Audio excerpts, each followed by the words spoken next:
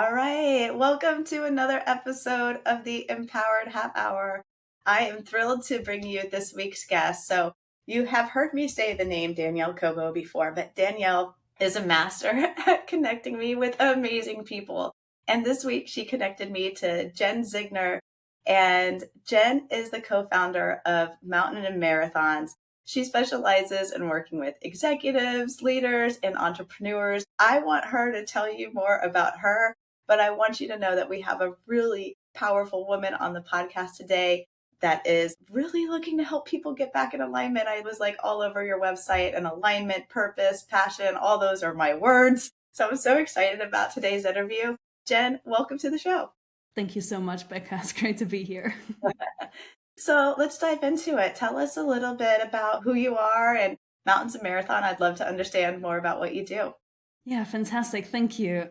So Mountains and Marathons, it's a company that I founded with my business partner, Jamin, who is not here today, but a key part of this whole story about 6 years ago. And really, in essence, what we're all about is supporting leaders to live in alignment.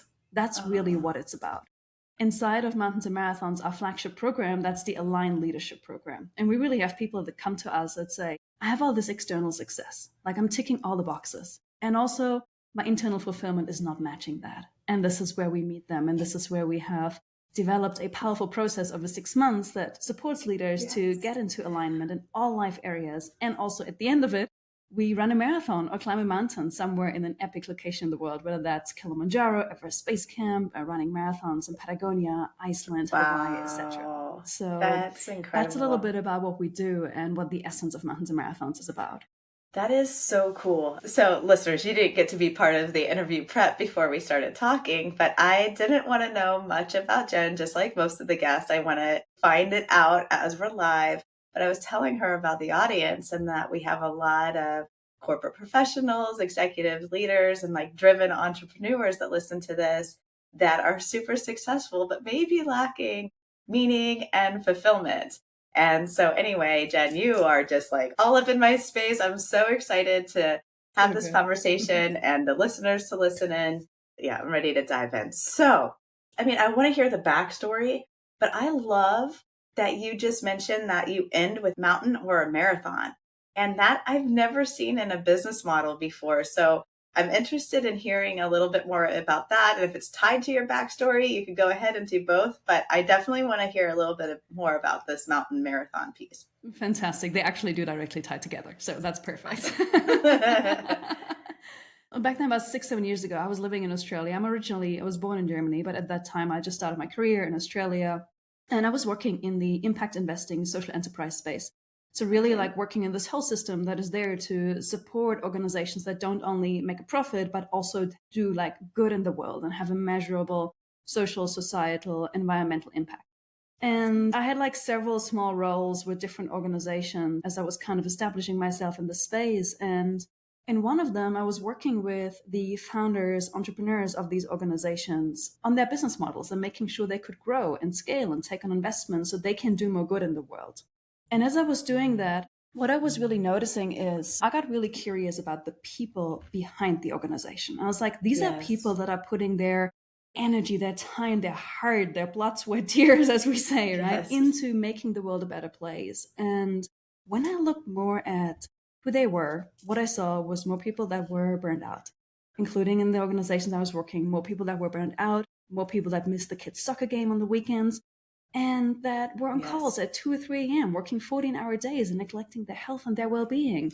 And I thought, you know what? Here's some of the biggest change makers in this country, like the people that truly make a difference to people's lives. And we're not seeing them being well. And so I thought we need something else. Like we need leaders that do good and that be well at the same time.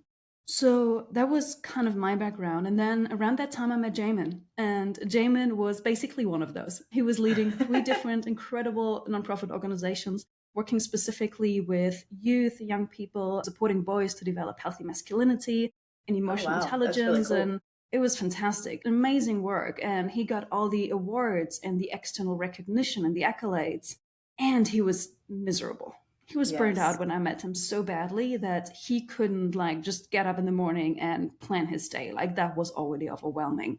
So I started to support Jamin through his burnout. We started dating back then. We're not in a romantic relationship anymore, but we were back then. We started dating. I support him through his burnout. And Jamin said to me, if I could go and do anything in the world, I would be running marathons, climbing mountains, and supporting people to change their lives.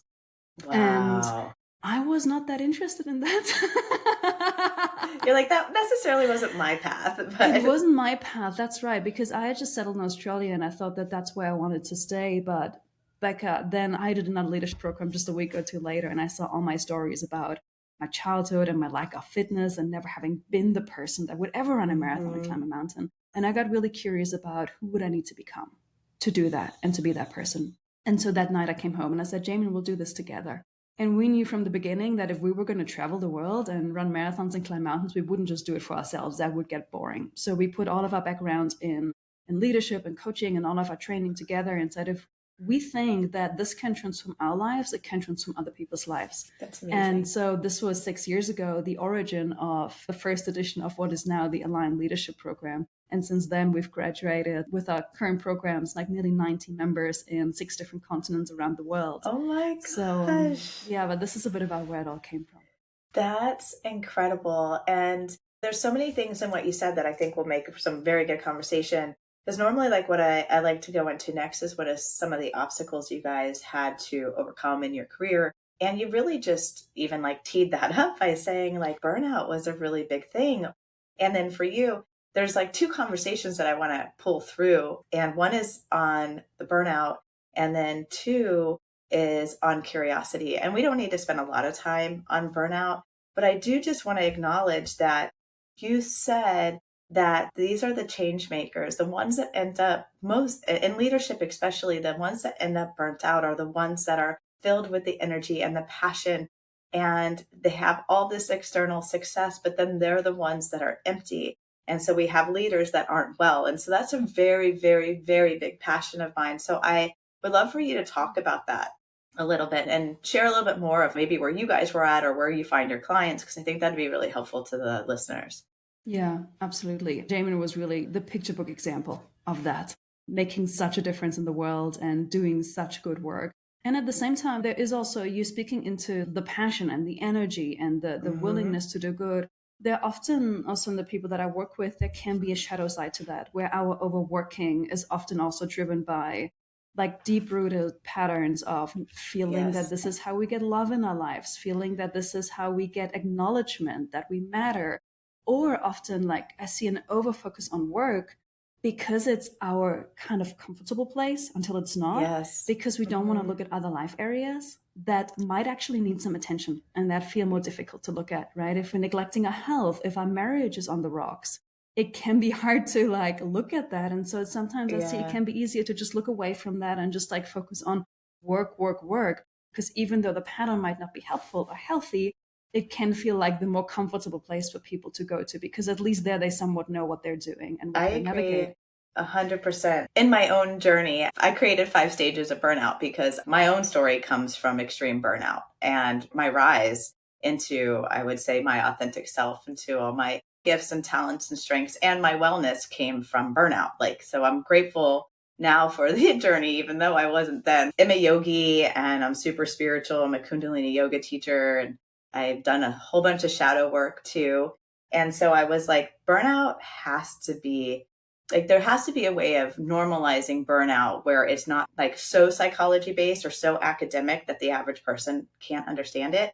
And so what I learned and started to unpack is something that you're talking about. I realized that burnout starts in our shadow. It starts in feeling, I call it the uns, but unseen, unwanted, unheard, right? And when we feel that, we start to feel the unders. That's what I call stage 1, but that's like feeling undervalued, underappreciated. Like we work, work, work, work, work, and then we start feeling undervalued, underappreciated. We've done all these things. And it's funny that you mentioned overworking, because what I realized too, especially when I was getting certified in shadow beliefs and stuff, is that we overcompensate when we feel undered and like if we feel unwanted, like all those things that you said. And so in the workplace, it ends up looking, I call it stage 2, is the overs. And that's when we do overwork, we overcommit. I mean, over anything, right? Overanalyze, overthink, overstress. And I always say to my leaders and to just working professionals in general, if you're find yourself in a state of overs, there's stuff going on beneath the covers, That's right? powerful. Yeah. Never So thought about anyway, that. you could Yeah. feel free to respond to that. But I was just like really in alignment with what you were saying. I was like, Yeah. yes, she gets it. No, I think you're spot on. I never thought about it in exactly that way, but you clearly have like your own experience and have set with burnout and Yeah. its origins and how to work through it. So yeah, that's powerful. Yeah, that's cool.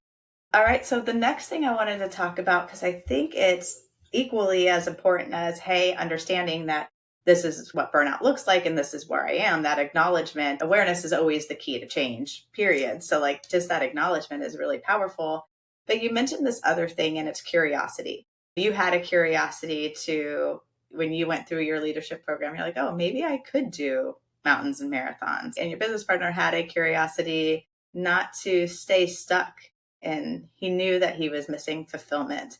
And I think curiosity, in my opinion, is also one of those fundamental things to living a fulfilled life. And I'd love to hear your opinion on curiosity.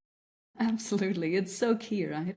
In fact, I'm just thinking so many people that inquire for the Aligned Leadership Program, we always say, what inspires you to inquire? And the ones that are kind of shorter on the words and only give us a 1-2 sentence and 1-2 word answer, they generally say curiosity. So Oh, awesome. yeah, for me, I think where you picked that up was that question of who would I need to become? And Hmm. that's really, for me, at the core of so much of what we do. It's not about the mountain or the marathon. It's not. It is, and it's also not. It's often what has people come to us, and it's the thing where we go, I want to climb Mount Kilimanjaro, or I want to trek to Machu Picchu, or whatever that might be, but it's really I believe, a deeper calling of the soul of like that Yes. is craving this. Who would I need to be? Like, I know who I am in this version right now. I know it, and maybe it's even great, and maybe it's even acknowledged and everything. And also, right, I know that there is more. And so, this question of who do I need to become is at the core of when we go and show up at the bottom of the mountain or at the finish start line of a marathon, or even before that, and all the preparation for that. That's the big question. And really, this is the only way that we do goal setting as well. Like when we teach goal setting at all, it's not about like, how do you think you will feel when you achieve this thing? Because that's generally how we set goals, right? It's like, I want this Yes. thing because there is this It'll make me elusive happy idea, or exactly, that I will feel a certain way, which is completely elusive and often hmm. doesn't happen that way and speculative. And then what often happens is that we might get out of alignment in the pursuit of it.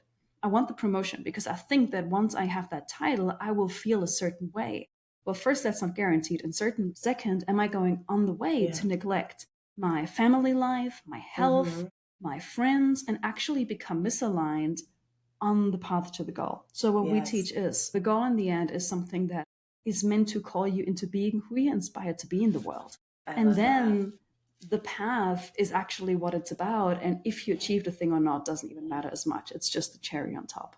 That's awesome. So a little bit like veering away here from the curiosity, but yes, I mean, curiosity is something that is so present in our members in this entire 6-month journey. There is a constant uncovering. I mean, I believe that any deep work that we do inside of ourselves and anything that we're stepping into, if we don't have curiosity, there's either nothing or judgment. Jamin always says this beautiful. He always says we can be in curiosity or in judgment about life, about the world, about I ourselves. love that. And so it's such a beautiful place of aliveness and energy. Yeah. Yeah, for sure. Wow.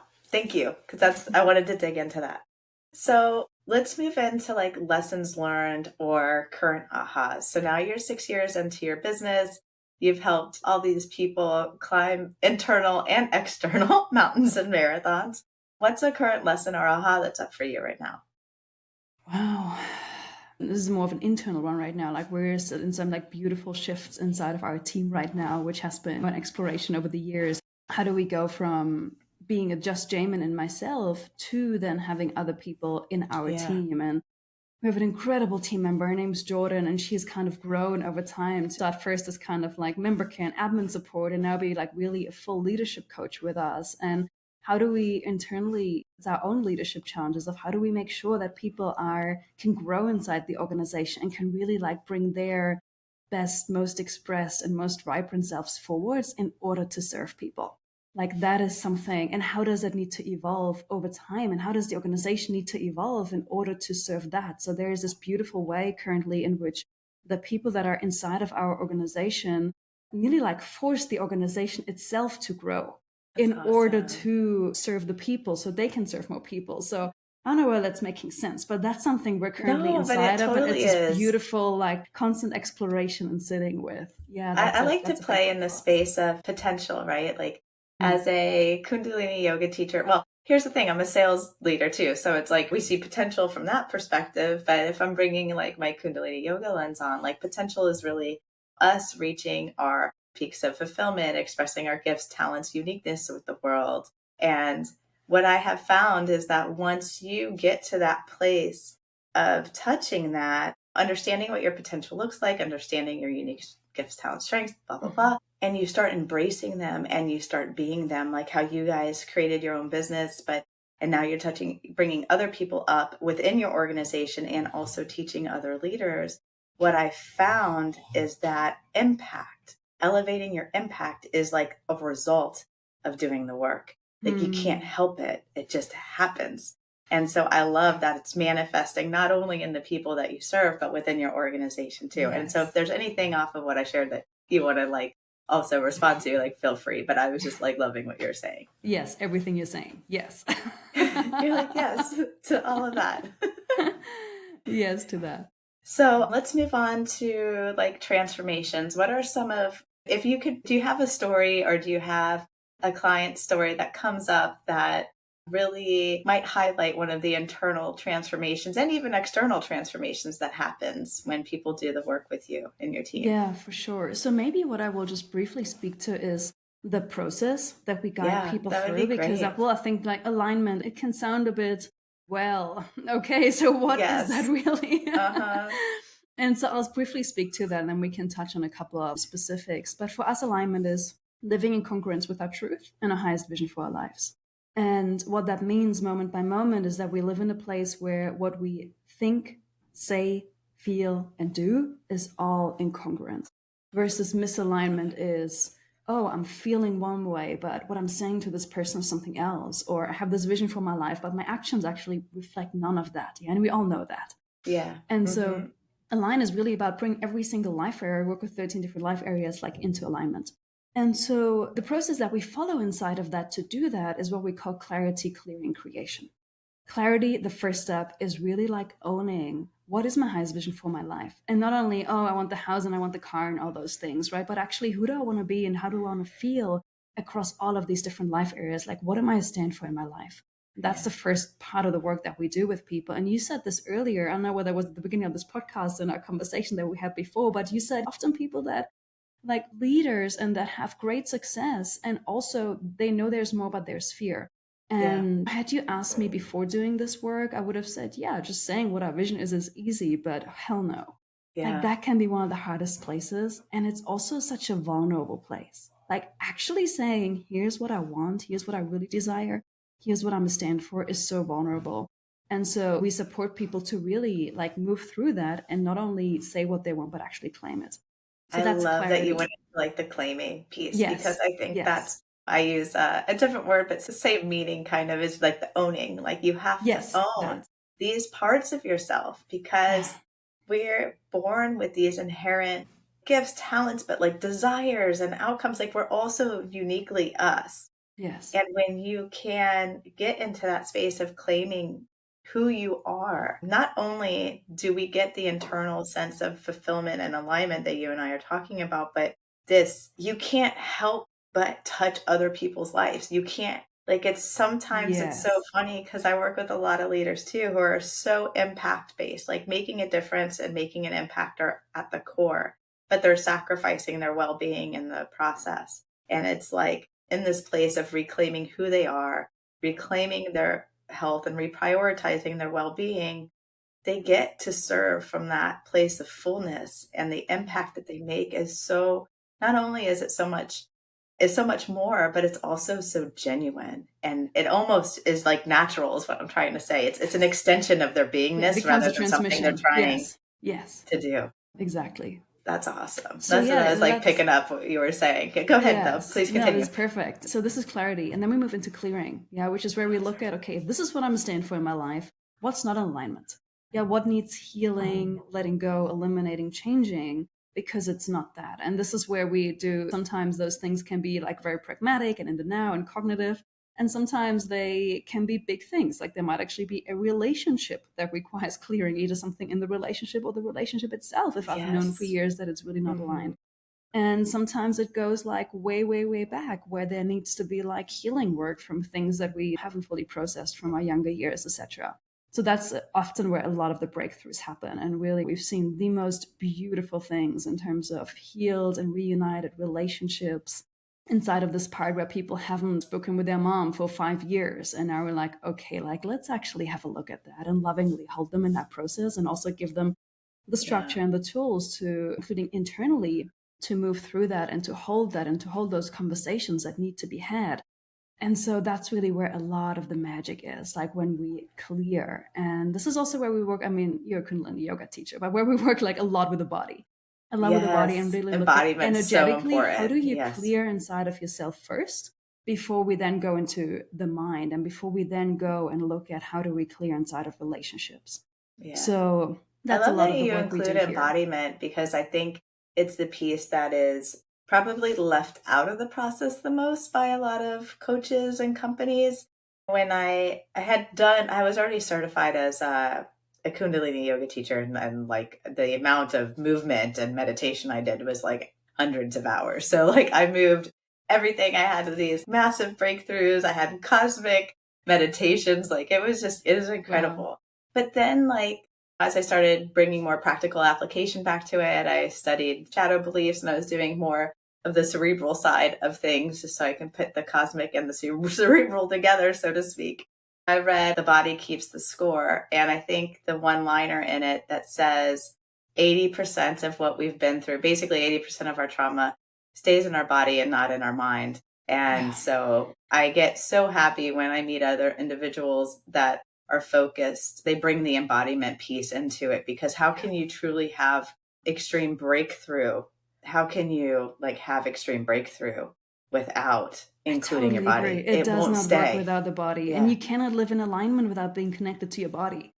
And Yes. the truth is, a lot of people come to us and they're really afraid of their emotions and their emotional body. And they're like, can we just stay up here for a moment? And we're like, no, we're gonna drop in there, because, and then Yeah. right, they become familiar with it. And one of the most beautiful testimonials, and like in our current program, a lot of people have been saying this when we've kind of checked in halfway through. What have you been getting? Like they say, I feel so much more connected with the wisdom of my body. I feel so much more connected with my Yes. emotions and comfortable in my emotions. And like that's, if you get nothing else from this, like this is the core to alignment. You get it, we get it. And I truly believe like if we can bring more of that kind of leadership into the corporate world, into the entrepreneurship world, where we get to lead from that place, that's magic. And that's where we're really transforming the I world, mean, you because are we lead after my differently. own heart. You are after my own heart. That's why I spend so much time. I mean, granted, I still work for Cisco, but I have a softness for corporate people. And I Mm, think that mm, true transformation can happen when that audience is addressed because these are the people who aren't given the tools. So many of them are never given the tools. They're kind of taught the cookie cutter success, climb the corporate ladder, finish your projects, do whatever. And there's momentary fulfillment in that.